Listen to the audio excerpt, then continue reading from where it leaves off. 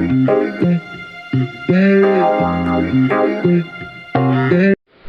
Everyone, welcome to my channel. आज के इस वीडियो लेक्चर में हम लॉ ऑफ टॉर्ट के chapter 5 that is strict liability और एब्सोल्यूट लायबिलिटी को डिस्कस करने वाले हैं। तो चलिए स्टार्ट करते हैं अपने चैप्टर को। सबसे पहले जो इस चैप्टर में हम पढ़ेंगे स्ट्रिक्ट लायबिलिटी। स्ट्रिक्ट लायबिलिटी क्या होता है मैं आपको बता दूं। स्ट्रिक्ट लायबिलिटी ऐसे लायबिलिटी होते हैं जहाँ पे किसी पर्टिकुलर इंसान के ऊपर लायबिलिटी इम्पोज हो जाता है बिना किसी फॉल्ट के। यानी अगर वो पर्टिकुलर पर्सन कोई रॉन्ग एक्ट कमिट ना भी करे तब भी वो पर्सन लायबल होगा। यही स्ट्रिक्ट लायबिलिटी में एक कंसेप्ट है। यानी हम कह सकते हैं बेसिकली जो स्ट्रिक्ट लायबिलिटी का जो प्रिंसिपल है वो डील करता है नो फॉल्ट लायबिलिटी से। यानी कि even if the person do not have any fault on his part then also the particular person उसके ऊपर जो है वो लायबिलिटी इम्पोज हो जाएगा। तो जो डेवलपमेंट है ये स्ट्रिक्ट लायबिलिटी का, ये कहाँ से आया? तो डेवलपमेंट स्ट्रिक्ट लायबिलिटी का उसे डेवलप किया था बाय जस्टिस ब्लैकबर्न के द्वारा। तो इसका जो ओरिजिन था ना, ये केस से हुआ था। एक केस था, बहुत ही लैंडमार्क केस था इंग्लैंड का, रेनल्ड वर्सेस फ्लेचर। और इसी केस के द्वारा जो है जस्टिस ब्लैकबर्न ने इस कंसेप्ट का ओरिजिन किया था। तो रेनल्ड वर्सेस फ्लेचर के केस के बाद जो है एक कंसेप्ट का ओरिजिन हुआ था। इस केस में क्या हुआ था, जो हमारे रेनल्ड थे वो डिफेंडेंट थे और जो फ्लेचर था वो प्लेंटिफ था। तो हुआ क्या था इस केस में कि जो फ्लेचर थे ना, जो रेनल्ड थे, जो डिफेंडेंट थे हमारे, वो अपने एरिया में एक डैम कंस्ट्रक्ट करना चाहते थे। ठीक है, तो उन्होंने एक इंडिपेंडेंट कंस्ट्रक्टर को हायर किया था। एक बात याद रखना, इंडिपेंडेंट कंस्ट्रक्टर, ऐसे कंस्ट्रक्टर जिससे अगर कोई फॉल्ट हो भी जाए तो लायबिलिटी किसके ऊपर इम्पोज होगी? जिसने काम करवाया। अगर वो इंडिपेंडेंट कंट्रैक्टर नहीं होता और एज ए सर्वेंट अगर रेनल्ड के अंडर काम करता उस डैम को बनाने के लिए, तो यहाँ पर हो सकता था कि लायबिलिटी जो है सर्वेंट और मास्टर दोनों के बीच इम्पोज हो सकती थी। बट ये इंडिपेंडेंट कॉन्ट्रैक्टर था, दैट्स वाई यहाँ पर जो लायबिलिटी है रेनल्ड के ऊपर इम्पोज हुआ। आई होप समझ में आया होगा, लेकिन अगर नहीं समझ में आया तो मैं इसको डिस्कस करती हूँ इस केस को, तो और ज़्यादा क्लियरली समझ में आया कि हुआ क्या था। रेनल्ड वर्सेस फ्लेचर में क्या हुआ था कि रेनल्ड जो थे वो एक डैम बनाना चाहते थे, ठीक है, अपने एरिया में, अपने लैंड में। और जो फ्लेचर थे उनका एक लैंड था कोलसोर्स माइन का। ठीक है, उनका एक कोल का माइन का जो एक तो लैंड था उनके एरिया में, और रेनल्ड जो अपने एरिया में, अपने लैंड के एरिया में डैम बनाना चाहते थे। तो उन्होंने एक इंडिपेंडेंट कॉन्ट्रैक्टर को अपॉइंट किया। ठीक है, तो वो इंडिपेंडेंट कॉन्ट्रैक्टर आया, डैम बनाने का स्टार्ट किया। तो जब डैम बन रहा था तो इस इंडिपेंडेंट कॉन्ट्रैक्टर ने ये नोटिस किया कि उस डैम में कुछ होल्स है। तो वो क्या करता है, उस होल्स को केयरलेसली अच्छे से कवर अप करने की जगह वो इंडिपेंडेंट कॉन्ट्रैक्टर वहाँ पे उस होल्स में मड लगा देता है, मड फिक्स कर देता है उस होल्स में। जिसकी वजह से, इसकी केयरलेसनेस की वजह से क्या होता है कि कुछ टाइम बाद जब पूरा कंस्ट्रक्शन हो जाता है डैम का, उसमें पानी डाल दिया जाता है, तो कुछ टाइम बाद क्या होता है कि जो वो होल थे ना डैम के, उस होल से पानी स्केप होने लग जाता है। और जब पानी स्केप होने लग जाता है तो ये जो फ्लेचर है, जो हमारे प्लेंटिफ है, इनके लैंड में आ जाता है। और इनके लैंड में आने की वजह से इनका जितना भी कोल्स का माइन वगैरह है ना, वो सारा बर्बाद हो जाता है। जिसकी वजह से जो फ्लेचर है वो रेनल्ड के अगेंस्ट केस कर देते हैं। यहाँ पर जो है डिफेंडेंट जो रेनल्ड है वो लायबल ठहराए जाते हैं according to the principle of strict liability. यहाँ पर रेनल्ड का कोई कसूर तो नहीं था, बट वो काम तो अपना करवा रहे थे ना उस लैंड में, और इंडिपेंडेंट कॉन्ट्रैक्टर के जरिए काम करवा रहे थे। तो इंडिपेंडेंट कॉन्ट्रैक्टर वो खुद में इंडिपेंडेंट है और किसी के ऊपर उसके ऊपर लायबिलिटी इम्पोज नहीं कर सकते, दैट्स व्हाई तो रेनल्ड के ऊपर जो है ये लायबिलिटी इम्पोज हुआ। ठीक है, और उन्हें कंपनसेशन पे करना पड़ा फ्लेचर को। तो यही केस था रेनल्ड वर्सेस फ्लेचर का, जहाँ से ये जो स्ट्रिक्ट लायबिलिटी है उठ के आया, इसका ओरिजिन हुआ। अब इसका एसेंशियल्स क्या है स्ट्रिक्ट लायबिलिटी का? देखिए, 3 तरह के एसेंशियल्स होते हैं स्ट्रिक्ट लायबिलिटी के। पहला तो डेंजरस थिंग्स आना चाहिए। कोई भी पर्सन है अपने लैंड में कोई डेंजरस थिंग ला के रखा हो या कोई डेंजरस थिंग केप्ट किया हो, ये। और दूसरा स्केप हो जाना चाहिए उस डेंजरस थिंग का। यानी कोई भी पर्सन अगर वो डेंजरस थिंग अपने लैंड में ला के रखा हो या और उस डेंजरस थिंग का स्केप हो गया हो, जैसे कि फॉर एग्जांपल अगर कोई अपने लैंड में एक शेर ला के रखा है, जानते हो कि वो शेर कितना ज़्यादा खतरनाक है, तो अगर वो स्केप कर जाएगा तो लोगों को नुकसान भी हो सकता है। तो ऐसे केस में अगर वो पर्टिकुलर पर्सन अपने लैंड में डेंजरस थिंग लाता है और वो डेंजरस थिंग का स्केप हो जाता है, और साथ ही वो पर्सन अपने लैंड का नॉन नेचुरल तरीके से यूज़ कर रहा है, मतलब कि मान लो कि हेवी अमाउंट में इलेक्ट्रिसिटी का इस्तेमाल करना, जैसे कि अपने लैंड में टाइगर को या लायन को ला के रख लेना, तो ये सारा तो नॉन नेचुरल वे है ना।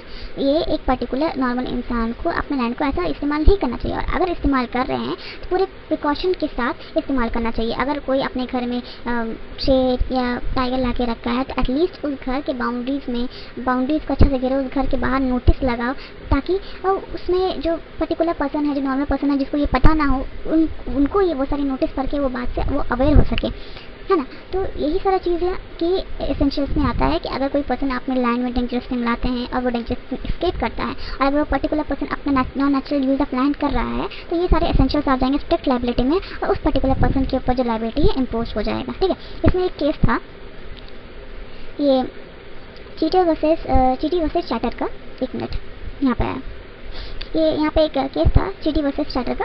यहाँ पे इस केस में क्या हुआ था कि जो हमारे प्लेंटिफ थे, सपोज जो डिफेंडेंट थे हमारे, वो क्या किए थे कि अपने लैंड में कुछ पॉइजनस घास या ट्री उगा रहे थे, ठीक है, कुछ पौधे पॉइजनस उगा रहे थे, और वो पॉइजनस पौधे जो है उस उनके लैंड से स्केप होकर के उनके नेबर के लैंड में चले गए। और उनके नेबर के लैंड में जब चले गए तो उनका जो पेट है उनका नेबर का, उन्होंने वो उसका जो पेट है नेबर का, उसके पेट ने उस प्लांट को खा लिया, ठीक है। प्लांट को खाने के बाद जो है उनका पेट का जो डेथ था वो कॉज हो गया, ठीक है।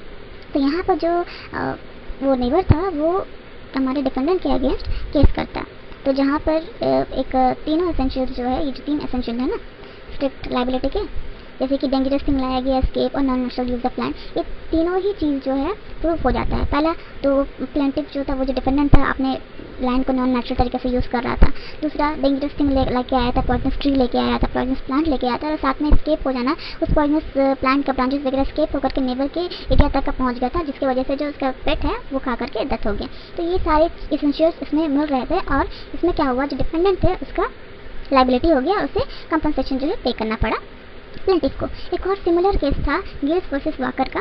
इस केस में क्या हुआ था कि सारा कुछ मामला सिमिलर था इसमें, बट इसमें ये हुआ था कि जो डिफेंडेंट था ना, उनके लैंड में जो पौधे थे वो पॉइजनस पौधे थे, बट वो खुद से नहीं लेके आए थे पौधे को, वो ऑटोमेटिकली उग रहे थे वो पौधे सब। तो वो जब पौधे सब जब ऑटोमेटिकली उग रहे थे, तो वो अचानक से उसका ब्रांचेस वगैरह फैल करके वो उनके नेबर के घर में चल जाता है, स्केप हो जाता है, और वो नेबर के घर में जाने से क्या होता है, उनका पेट वो खा लेता है वो प्लांट को, और वो मर जाता है। तो ऐसे में क्या होता है, जो नेबर थे उनके, जो प्लेंटिफ थे, वो केस कर देते हैं डिफेंडेंट के अगेंस्ट। तो यहाँ पर ये पाया जाता है कि यहाँ पे पर्सन जो था वो अनअवेयर था, वो अपने लैंड में डेंजरस थिंग नहीं लाया था, पहली बात, वो ऑटोमेटिकली वो पॉइजनस ट्री उग रहा था। दूसरा स्केप हुआ था बट डेंजरस थिंग लाया नहीं गया था। और तीसरा non natural use of plant का बिल्कुल भी ये चीज़ फुलफिल नहीं हो रहा था, क्योंकि वो पर्सन का कोई इंटेंशन नहीं था और वो ऑटोमेटिकली उग रहा था, और वो ना अपने लैंड में कोई ऐसा डेंजरस थिंग लाया था। तो खाली एक ही एसेंशियल्स इसमें हो रहे थे। तो यहाँ पर जो है कोर्ट ये करता है हेल्ड कि जो डिफेंडेंट है वो लायबल नहीं हो गए, क्योंकि यहाँ पे सारे एसेंशियल्स फुलफिल नहीं हो रहे। तो सिर्फ एक एसेंशियल का फुलफिल होना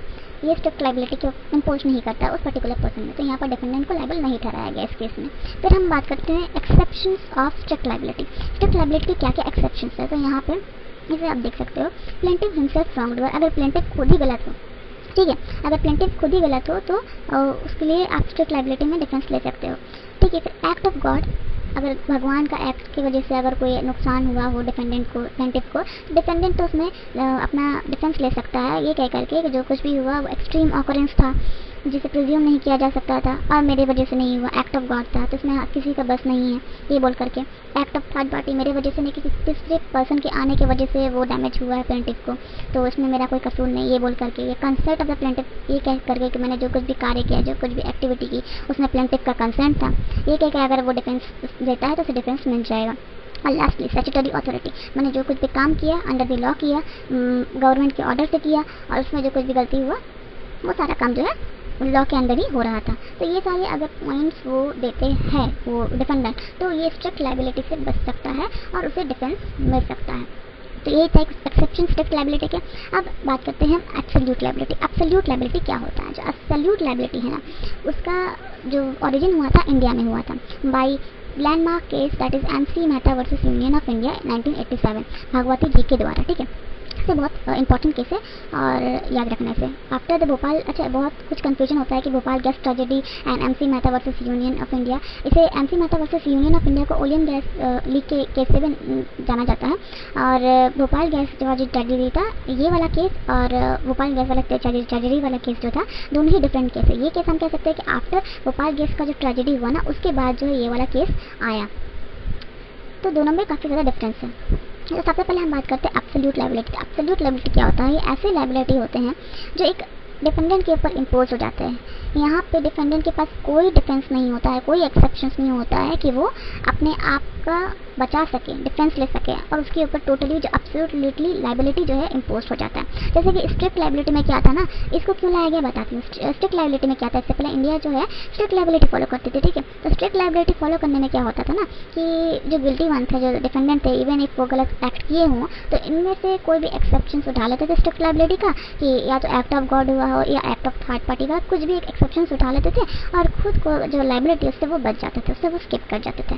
तो ऐसे में क्या हुआ कि भागवती जी ने MC Mehta versus India case में, इस केस में एब्सोल्यूट लायबिलिटी का ऑकरेंस किया, मतलब इसका डेवलपमेंट किया after the Bhopal gas tragedy.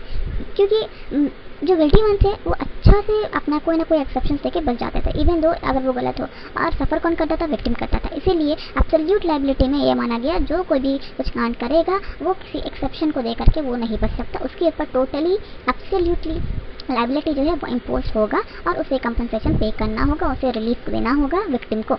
यही था एब्सोल्यूट लायबिलिटी में, ठीक है। अब ओरिजिन और डेवलपमेंट कैसा हुआ एब्सोल्यूट लायबिलिटी का, तो पहले मैं बता चुकी हूँ कि भागवती जी से हुआ था MC Mehta versus union of India case में, जिसे फेमसली ओलियम गैस लीक के नाम से भी जाना जाता है, ठीक है। तो एब्सोल्यूट लायबिलिटी का जो ओरिजिन है और जो डेवलपमेंट है ना, after the Bhopal gas tragedy, सबसे पहले तो स्ट्रिक्ट लायबिलिटी का काफ़ी ज़्यादा एक्सेप्शंस था, तो लोग कुछ भी डिफेंस ले लेते थे और खुद का लायबिलिटी से बच जाते थे। तो after the Bhopal gas tragedy जब हुआ तो इसमें क्या था, काफ़ी लोगों का जान गया, काफ़ी लोग जो है डिजीज़ से, बहुत से फैटल डिजीज़ से सफ़र किए जो काफ़ी लॉन्ग जनरेशन तक का लास्टेड रहा, ठीक है। तो इसमें क्या हुआ, इस केस को देखते हुए जजमेंट आया कि नहीं, एब्सोल्यूट लायबिलिटी इम्पोज करना होगा और इसमें जो डिपेंडेंट है, जो गिल्टी वन है, वो अपने लायबिलिटी से स्केप ना कर सके। दैट्स वाई एब्सोल्यूट लायबिलिटी का ओरिजिन हुआ MC Mehta versus union of India case में, ठीक है, बाय भागवती जी। तो यहाँ पर जो एब्सोल्यूट लायबिलिटी का इम्पोजिशन हुआ, इसका डेवलपमेंट हुआ इंडिया में। याद रखना, एब्सोल्यूट लायबिलिटी इंडिया से आया, इंडिया से डेवलप हुआ और स्ट्रिक्ट लायबिलिटी इंग्लैंड से, ठीक है। अब पब्लिक लायबिलिटी इंश्योरेंस क्या होता है? अच्छा, इसको पब्लिक लायबिलिटी इंश्योरेंस हम बाद में बात करेंगे। सबसे पहले बात करते हैं, इतना जो हम केस का बात कर रहे हैं MC Mehta versus union of India, इस केस में था क्या? तो बेसिकली ये जो केस है MC Mehta versus union of India 1985। अच्छा, यहाँ पर जो डेट है ना, इसमें डेट में भी कभी कभी ये होता है, कोई कभी किसी जगह आप 1985 देखेंगे, किसी जगह आप 1987 देखेंगे, तो एक बार देख लीजिएगा जिसका अच्छा से कि कौन सा स्पेसिफिक डेट है। कहीं कभी आगे पीछे भी हो जाता है डेट, तो उससे कोई मैटर नहीं करता। केस जो है वो केस का डिटेल समझना चाहिए और केस क्या है वो समझना चाहिए, केस का नाम याद रहना चाहिए। तो MC Mehta versus union of India case में क्या हुआ था, आफ्टर भोपाल गैस ट्रेजेडी, इसमें भी वैसे ही कुछ था सिमिलर चीज़ कि यहाँ पर जो गैस था ना, ओलियम गैस का जो लीक हो रहा था, ठीक है। सो एमसी मेहता में क्या हुआ था कि लीकेज हुआ था ओलियम गैस का, एक प्लांट था, उससे ओलियम गैस का पूरा लीकेज हो रहा था और इसको ऑपरेट कौन कर रहे थे, इस चीज़ को सियाराम फूड एंड फर्टिलाइजर्स के जो एक इंडस्ट्री थे ना, सियाराम फूड एंड फर्टिलाइजर्स के इंडस्ट्री जो थे भोपाल के, वो इसे ऑपरेट कर रहे थे और यहाँ से जो है लीकेज हो रहा था ओलियम गैस का। और इस लीकेज की वजह से क्या हुआ है, बहुत से लोगों का, थाउजेंड्स ऑफ लोगों का डेथ हुआ, थाउजेंड्स ऑफ लोग जो है सफ़र किए इंजरी से, जिसकी वजह से जो एमसी मेहता थे, एमसी मेहता जो एडवोकेट थे, उन्होंने एक पब्लिक इंटरेस्ट के ऊपर एक लिटिगेशन फिल किया सुप्रीम कोर्ट में ताकि विक्टिम्स को कंपनसेशन मिल सके, विक्टिम्स को रिलीफ मिल सके। तो यहाँ पर ये डिसीजन आया सुप्रीम कोर्ट का कि सबसे पहले तो सुप्रीम कोर्ट ने ये कहा कि आर्टिकल 21 जो है वो राइट ऑफ लाइफ कहता है, जिसमें इंक्लूड होता है right to clean and healthy environment. और यहाँ पर जो है आप लीकेज कर रहे हो गैसेस का और यहाँ से लोगों को तकलीफ हो रहा है और हेवी अमाउंट में लोगों का मौत हो रहा है, तो इसमें कोर्ट ने क्या हेल्प किया कि जो ओनर है उस प्लांट के, वो लायबल होंगे for the damages by gas, जो जिससे गैस जो लीक हुआ था ना, उसके डैमेजेस उसके लिए जो डैमेज कॉज हुआ विक्टिम्स को, उसके लिए वो जो है रिलीफ प्रोवाइड करेंगे, कंपनसेशन प्रोवाइड करेंगे। तो यहाँ पर ये हेल्प हुआ कि जो कोई भी ओनर है उस प्लांट का, वो लायबल होगा अपने इस काम के लिए। फिर है उसके बाद लास्ट पॉइंट हमारा public liability insurance act 1991। Basically जो पब्लिक लायबिलिटी इंश्योरेंस एक्ट है, ये इसलिए इम्पोज हुआ कि हमारे जो इंडिया में हैजार्डियस केमिकल्स वगैरह की जो इंडस्ट्री है, डे बाय डे बहुत ही ज़्यादा इंक्रीज हो रहे थे और जो लीड कर रहे थे लॉट्स ऑफ इंजरी, डैमेज और डेथ ऑफ अ पर्सन, है ना। और जो एम्प्लॉय है ना, वहाँ उस इंडस्ट्री में जो एम्प्लॉय काम करते थे, उनको तो साथ में इंजरी होता था, उन्हें तो साथ में डैमेज कॉज होता ही होता था, साथ में इंडिविजुअल पर्सन को, उनके प्रॉपर्टी को भी वो डैमेज कॉज होता था। तो इसीलिए जो है ये पब्लिक लायबिलिटी इंश्योरेंस आया ताकि ये लोगों को इमीडिएटली, विक्टिम्स को जो है वो इमीडिएटली रिलीफ दे, उन्हें कंपनसेशन दे, ठीक है। अब यहाँ पर जो है जब ये पब्लिक इंश्योरेंस लायबिलिटी जब इंश्योरेंस एक्ट जब इम्पोज हुआ तो ये सारे जो कंपनी उस वक्त है ना जब वहाँ पर चल रहे थे तो उन्हें ये कह दिया गया था कि after the imposition of public liability insurance act जो हर एक कंपनी को 1 साल के अंदर जो है ये इंश्योरेंस लेना होगा और जो न्यू कंपनी है उन्हें तो लेना ही लेना होगा। वो जब तक अपना ये इंश्योरेंस नहीं लेंगे तब तक उनका जो कंपनी है वो नहीं चलने देगा। तो यही चीज़ हुआ था। अब ये इंश्योरेंस लायबिलिटी जो एक्ट है इसका काम क्या था, देखो अगर कोई कंपनी अपने ऐसे वर्क को करती है, ऐसे हैजार्डियस केमिकल एक्ट से या ऐसे लीकेज ऑफ गैस से कुछ ऐसा एक्ट कर देती है जिससे कि किसी पर्सन को या किसी भी लोगों को किसी भी को भी नुकसान हो, ठीक है, तो ऐसी सिचुएशन में कंपनी जो है हमेशा बच जाती है, हमेशा खुद का लायबिलिटी एस्केप करने के लिए बच जाती है बाई गिविंग स्ट्रिक्ट लायबिलिटी, एक कोई भी एक्सेप्शन से करे कैसे भी करके वो बच ही जाती है। तो ऐसी सिचुएशन में क्या हुआ कि जो पब्लिक इंश्योरेंस जो एक्ट था इसमें कंपनी को लेने बोला कि हर एक कंपनी को 1 साल में लेना होगा इंश्योरेंस, देन ओनली जो कंपनी को काम करने दिया जाएगा। अब ऐसे सिचुएशन में अगर कंपनी जो है किसी को डैमेज कॉज करती है अपने किसी एक्ट से, तो इसमें अगर कंपनी ना भी देना चाहे ना, क्योंकि कंपनी को तो जानते हैं अगर ना भी देना चाहे कंपनसेशन विक्टिम्स को, क्योंकि ऐसे भी कंपनी नहीं देती है जल्दी, किसी ना किसी बात से वो मुकर जाती है। तो अगर कंपनसेशन कंपनी ना भी देना चाहे या फिर कंपनी का कोई लॉस हुआ हो, तो इस सिचुएशन में जो इंश्योरेंस कंपनी होंगे ना, जो इंश्योरेंस कंपनी जिसे ये कंपनी लोग लिए होंगे, तो वो इंश्योरेंस कंपनी जो है वो इन विक्टिम्स को रिलीफ प्रोवाइड करेगी इमीडिएटली। इसीलिए जो पब्लिक लायबिलिटी इंश्योरेंस एक्ट को लाया गया था। आई होप समझ में आया होगा किस लिए लाया गया था। यहाँ पर जो है हमारा जो चैप्टर है यह ख़त्म हो गया। अब हम नेक्स्ट वीडियो में मिलेंगे अपने न्यू चैप्टर के साथ। तब तक के लिए बाय, टेक केयर।